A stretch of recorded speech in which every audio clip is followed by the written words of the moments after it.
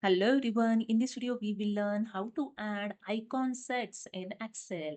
If you want to add the colorful arrows, shapes and lights, then you can use this icon set option in Excel. Select the data to highlight with the icon. So I select here the quantity column and go to the Home tab in Styles group, click on the Conditional Formatting option. And here you can see the icon sets. In icon set, you can use the directional icon, then shapes icon, then indicators icons, then rating icons. So these are the different types of icon here available. When you keep cursor on it, see that in your data, the icon is showing with the cell. Okay.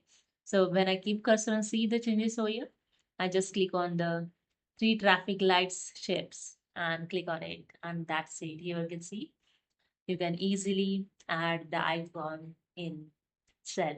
Okay. So same as I select the different column, price column, again go to the conditional formatting in icon set.